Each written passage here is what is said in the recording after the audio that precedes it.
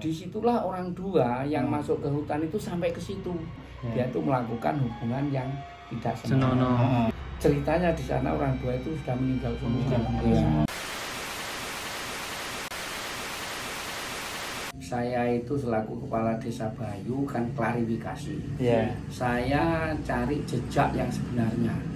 Apa betul ada enggak? Karena pada waktu itu saya belum jadi kepala desa. Ternyata setelah saya cek di desa Bayu, di desa itu saya konfirmasi sama Kaur Kesra pada waktu itu.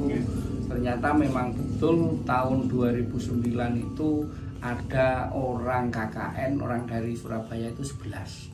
11 orang dari Surabaya. Cuma dari universitas mana saya itu nggak jelas, cuma di data itu ada orang 11 dari Surabaya KKN di desa Bayu. Nah, setelah saya cari katanya ada kenang-kenangan, waktu itu kita cari nggak ketemu kenang-kenangan karena sering terbongkar.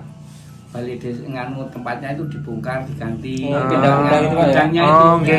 Nah, saya kehilangan jejak dari bukti itu, tapi data itu ada. Data tahun 2009 itu ada orang Surabaya, orang 11 KKN di desa Bayu. Desa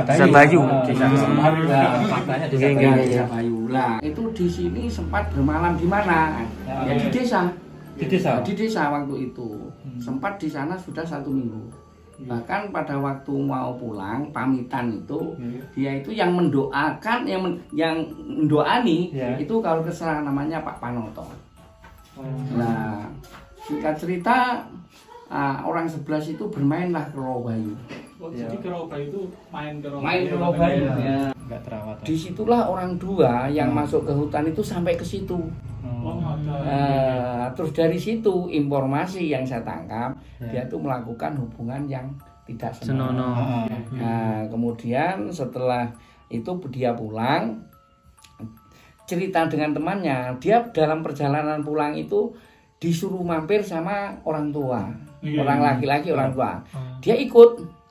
Nah, ikut, kemudian dia masuk, kemungkinan besar masuk itu di dunia gaib itu, di alamnya itu, kemudian di sana itu katanya disambut ada tari-tarian, ada makan seperti istana, tari-tarian, makanan banyak ya. Singkat cerita orang tersebut pamitan pulang. Dari pamitan pulang itu katanya dikasih makanan, dibungkus dengan koran, terus dimasukkan ke krangsel. Kemudian pulang ketemu dengan temannya di Rawabayu itu cerita banyak-banyak ya tentang masalah di situ. Katanya desa penari barang itu makan makanan. Ditanya dengan temannya, "Loh mana?" Katanya kamu dikasih makanan. Diambillah di rangsel. Di dalam rangsel itu yang maunya dulunya itu dibungkus koran, tiba-tiba bungkus itu ganti daun pisang. Berubah daun pisang. Nah, setelah dibuka di dalamnya daun pisang itu ada kepala kera. Nah, sehingga orang tersebut terkejut. Terus temannya itu bilang, jangan-jangan kamu dikasih makan ikan ini. Gitu. Terkejut, kemudian orang dua itu semaput. Semaput. Kemudian dia bawa ke desa. Sempat saya tanyakan di desa itu sempat dirawat 3 hari. Orang itu dicarikan dukun obat-obat dengan orang tua. Dicarikan orang tua itu sempat 3 hari itu ndak sembuh, kemudian dibawalah pulang ke Surabaya. Lah alur cerita ditanya-tanya ternyata setelah 3 bulan ceritanya di sana orang dua itu sudah meninggal semua.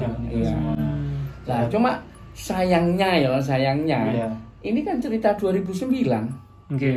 Kok baru 2019 itu baru muncul cerita gitu loh. Sebetulnya kalau cerita yang sebenarnya itu harus menyelusuri orang 9 itu. Yang KKN itu. KKN itu yang 2 sudah meninggal, yang 9 kan masih. Itu sebetulnya dicari, ditelusuri. Gimana sih cerita yang sebenarnya? Ya, benar. Nah itu kalau itu orang yang 9 itu tahu dengan cerita yang sebenarnya. Tahu sebenarnya fakta. Makanya kalau saya mulai dulu ditanya, "Pak, apa betul di sini ada desa penari? Karena enggak ada. Berarti keberadaan Ya, desa penari itu secara gaib Pak ya. Kalau gaibnya ya itu kemungkinan ya. Gaibnya. Nah, kalau ngomong di situ ada kampung yang hilang, itu memang betul. Memang betul ada. Nah, itu setelah kita telusuri ya kampung yang hilang, itu sempat kita ini kampung yang hilang di petanya. Ini ini peta ini saya temukan Batavia tahun 1915. Nah, ini kampung ini yang kita duduki sekarang. Oh, yang itu Pak ya. Yang kita ini berada di sini. Sekarang ini. Ya, Berarti yang ini sama ini yang hilang. yang hilang dua kampung itu.